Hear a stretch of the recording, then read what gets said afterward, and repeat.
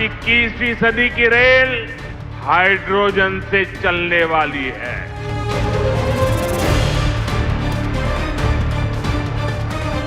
नमस्कार, मैं हूं आपके साथ हेमंत कुमार और आज बात देश की पहली हाइड्रोजन ट्रेन की, क्योंकि प्रधानमंत्री नरेंद्र मोदी ने शुक्रवार को देश की पहली हाइड्रोजन ट्रेन को हरी झंडी दिखा करके रवाना किया है। आज यहां से देश को पहली हाइड्रोजन ट्रेन मिली है।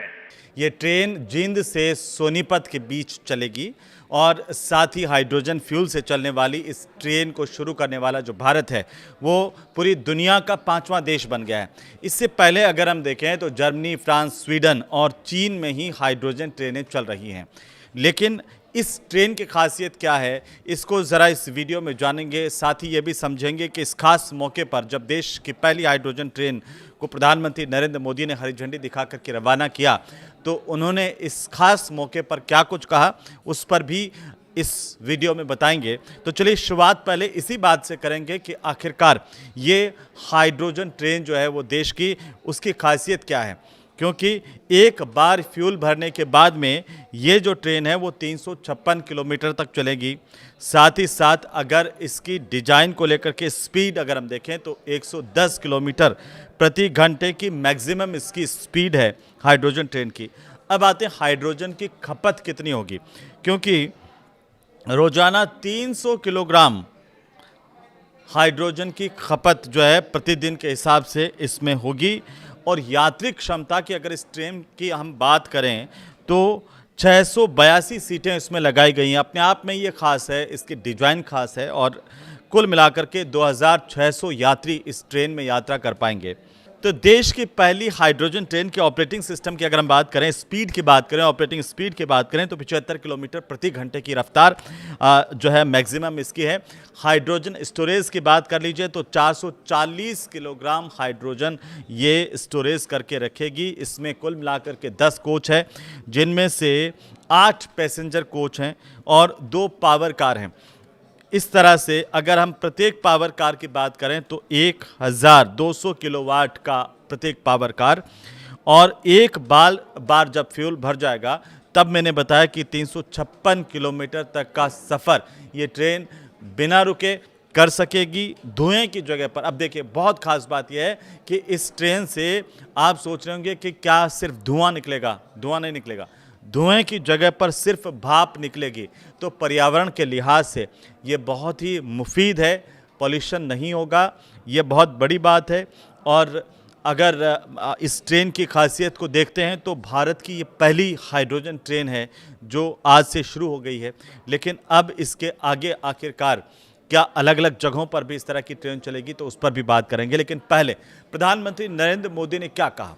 प्रधानमंत्री नरेंद्र मोदी ने कहा कि जींद सोनीपत के बीच चलने वाली ये जो ट्रेन है वो दुनिया की सबसे ताकतवर हाइड्रोजन ट्रेन है। यानी कि पूरी दुनिया में इससे ज़्यादा ताकतवर हाइड्रोजन ट्रेन नहीं चलती है। जैसे मैंने बताया कि जो बाकी 4 देश जिनका जिक्र हमने किया वहाँ पर हाइड्रोजन ट्रेन चलती है, लेकिन इससे ज़्यादा पावरफुल ट्रेन नहीं है। इस ट्रेन को भारत के इंजीनियर्स ने डिज़ाइन किया है और भारत की कंपनी ने ही इसे बनाया है। 10 कोच की जो ट्रेन है वो जींद सोनीपत रूट पर 14 स्टेशनों के बीच में अधिकतम 75 किलोमीटर प्रति घंटे की रफ्तार से चलने वाली है। इसका किराया होगा 5 से लेकर के 25 रुपये तक के बीच में, बहुत सस्ता। 5 रुपये से लेकर के 25 रुपये तक के बीच में महज किराया है। ये ट्रेन 89 किलोमीटर का जो सफ़र है वो करीब 2 घंटे के भीतर पूरा करेगी। अब आप जान लीजिए कि हाइड्रोजन आखिरकार कैसे बनता है।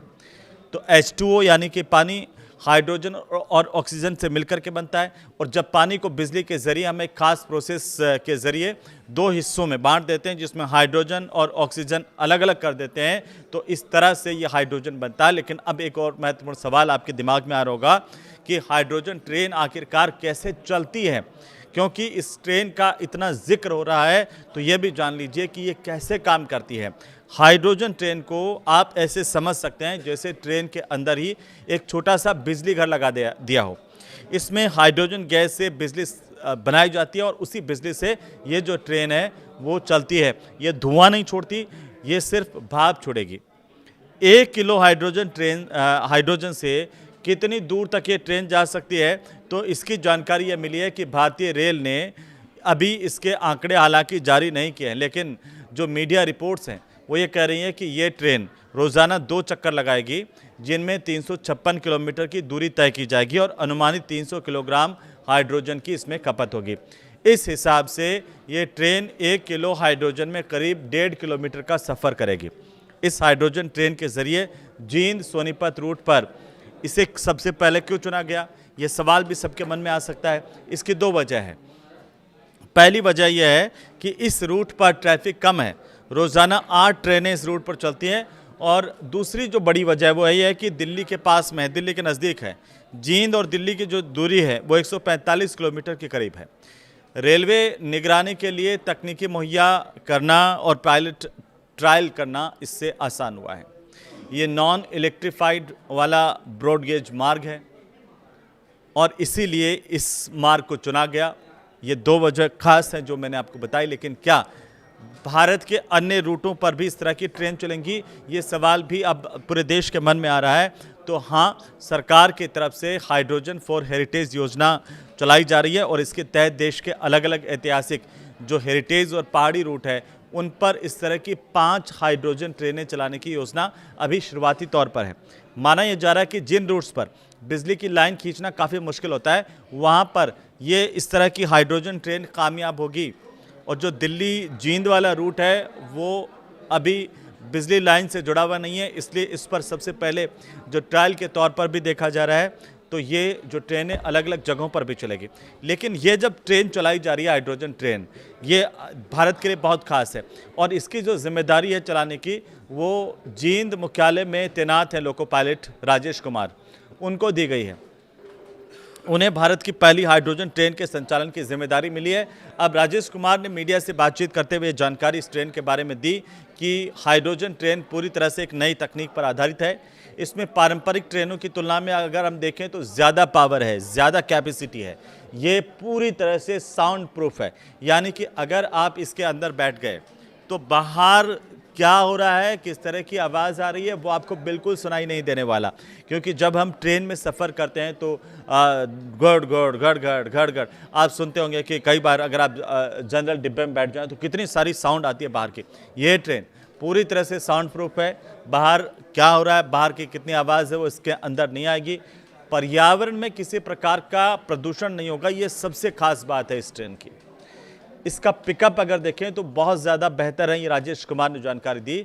उन्होंने कहा कि पिकअप बेहतर होने से ट्रेन का संचालन ज़्यादा सुगम और प्रभावी भी होता है। अब राजेश कुमार ने यह भी बताया है कि लोको पायलट का चूंकि यात्रियों से सीधे संवाद भी नहीं होता, यदि किसी यात्री को सहायता की ज़रूरत होती है तो लोको पायलट ट्रेन मैनेजर से संपर्क करता है। इसके बाद train manager public address system के जरिए यात्रियों तक सूचना पहुँचाता है और आवश्यक सहायता उपलब्ध करवाई जाती है। उन्होंने ये भी जानकारी दी है कि इस ट्रेन में हाइड्रोजन फ्यूल सेल लगाया गया है। फ्यूल सेल में करीब 8.5 बार के दबाव से हाइड्रोजन गैस भेजी जाती है, जबकि दूसरी तरफ से ऑक्सीजन प्रवेश करती है और दोनों के बीच होने वाली जो रासायनिक प्रक्रिया है उससे बिजली बनती है, जल वाष्प यानी कि भाप बनती है और पानी जो है वो भी पैदा होता है। अब भाप ऊपर उड़ा दी जाएगी, पानी को वापस से इसमें काम में ले लिया जाएगा, क्योंकि बिजली ट्रेन को चलाने का जो बिजली निकलेगी वो इस ट्रेन को चलाने का काम करेगी और जल वाष्प जो भाप है वो वातावरण में ऊपर निकल जाएगी। जैसे ट्रेनों में आप ऊपर देखते हैं धुआं निकलता था, इसमें सिर्फ भाप निकलेगी और जो पानी है इसका बचा हुआ वो नीचे निकल जाता है। यही वजह है कि हाइड्रोजन ट्रेन को पर्यावरण के बिल्कुल अनुकूल माना जाता है। शून्य उत्सर्जन है इसका, ज़ीरो एमिशन है और ये इस तरह की तकनीक वाली ट्रेन मानी जा रही है। अब प्रधानमंत्री नरेंद्र मोदी ने इसकी कुछ खासियतें बताई हैं, कुछ बातें उन्होंने कही हैं, उन पर भी गौर फरमाते हैं, क्योंकि पीएम मोदी ने elevated railway track, 2 medical college समेत 8 प्रोजेक्ट्स का भी उद्घाटन यहाँ पर किया, शिलान्यास किया है। वहीं पीएम मोदी के संबोधन की अहम बातें आप जान लीजिए, क्योंकि रेलवे में उन्होंने कहा कि बड़ा ये बदलाव है, एक तरह से डीजल पर जो निर्भरता है वो कम हुई है। प्रधानमंत्री ने कहा कि 1925 से 2014 तक करीब 90 सालों में देश के रेल नेटवर्क का केवल 30% बिजलीकरण हुआ था, जबकि 70% हिस्सा डीजल पर निर्भर था। पिछले 12 सालों की अगर आप बात करेंगे तो करीब 99% रेल नेटवर्क का बिजलीकरण हो चुका है। पिछले 12 सालों में 99% रेल नेटवर्क जो है उसका बिजलीकरण हो चुका है, क्योंकि अब उस पर जो ट्रेनें चल रही हैं वो लाइट से चलने वाली, बिजली से चलने वाली ट्रेनें हैं। यदि हॉर्मुज स्ट्रेट में युद्ध जैसी स्थिति, प्रधानमंत्री ने कहा कि 2014 से पहले अगर बनती तो डीजल आपूर्ति प्रभावित होने से रेलवे भी संकट में आ सकता था, लेकिन अब इस तरह के हालात नहीं हैं। अब ज़्यादातर ट्रेनें बिजली से चलती हैं भारत में, और अब इसके अलावा नई टेक्नोलॉजी को भी देखा जा रहा है। दरअसल उन्होंने कहा कि खेलों में हरियाणा के युवाओं पर भरोसा है। प्रधानमंत्री ने यह भी कहा कि भारत 2030 में कॉमनवेल्थ गेम्स की मेज़बानी करेगा, 2036 और ओलंपिक की मेज़बानी के लिए भी प्रयास कर रहा है और सरकार खिलाड़ियों को सारी सुविधाएं दे रही है। उन्होंने ये भी कहा कि भारत न्यूजीलैंड और ऑस्ट्रेलिया के साथ स्पोर्ट्स इंडस्ट्री और खिलाड़ियों के ट्रेनिंग के क्षेत्र में मिलकर के काम करेगा। इसका लाभ हरियाणा के युवाओं को भी मिलेगा। प्रधानमंत्री ने कहा कि यदि हॉर्मुज स्ट्रेट में अगर युद्ध जैसी स्थिति बनती है तो इसका असर भारत पर भी पड़ता है, क्योंकि इसी समुद्री मार्ग से देश में पेट्रोल, डीजल, खाद समेत कई ज़रूरी वस्तुओं की आपूर्ति होती है। लेकिन 2000 पहले अगर इस तरह की स्थिति पैदा होती तो देश का जो रेल नेटवर्क है वो गंभीर संकट में आ जाता, क्योंकि उस वक्त रेल का एक बड़ा हिस्सा डीजल इंजन पर निर्भर करता था। लेकिन आज ऐसा नहीं है। प्रधानमंत्री ने कहा कि अब वक्त बदल गया, अब स्थितियाँ बदल गई हैं। उन्होंने ये कहा कि 2014 से पहले वाला भारत अब नहीं है, ये नया भारत है। ये मोदी है जो बहुत पहले सोचता भी है और समस्याओं के समाधान को समय रहते ज़मीन पर भी उतारता है, और इसका नतीजा आप धरातल पर देख रहे हैं कि कैसे देश की पहली हाइड्रोजन ट्रेन का संचालन कर दिया गया है। प्रधानमंत्री ने इस खास मौके पर यह कहा कि भारत में रेलवे के बिजलीकरण की जो शुरुआत है वो साल 1925 में हुई थी।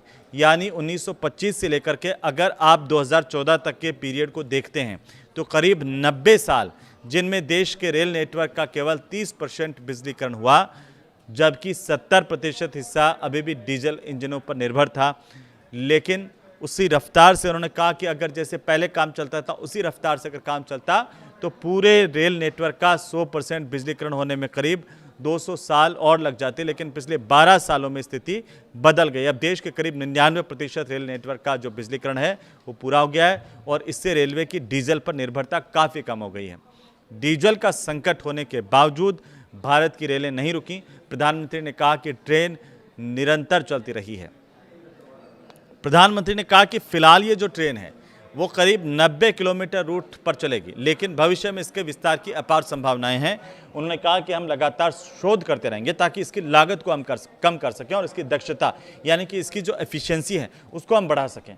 अभी दुनिया में केवल 3-4 देशों के पास ये हाइड्रोजन ट्रेन संचालित करने की क्षमता है, और वहाँ भी ये तकनीक अभी शुरुआती दौर में है। और ऐसे में भारत की जो हाइड्रोजन तकनीक है और ये जो क्षमता है वो पूरे देश के लिए गर्व की बात है, पूरे देश के लिए अभिमान की बात है, खुश होने की बात है, क्योंकि जींद से सोनीपत के बीच में चलने वाली ये जो हाइड्रोजन ट्रेन है वो दुनिया की सबसे शक्तिशाली हाइड्रोजन ट्रेन है। इसकी क्षमता 3200 हॉर्स पावर के है।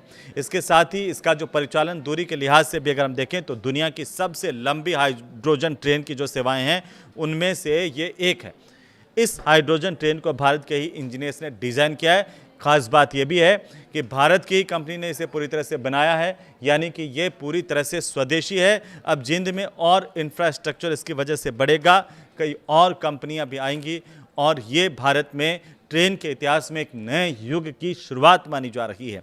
आप इसे कैसे देखते हैं, हमें इस कमेंट के माध्यम से ज़रूर बताइए, और ये वीडियो अगर आपको अच्छा लगा हो तो आप इसे ज़रूर शेयर कीजिए। नमस्कार।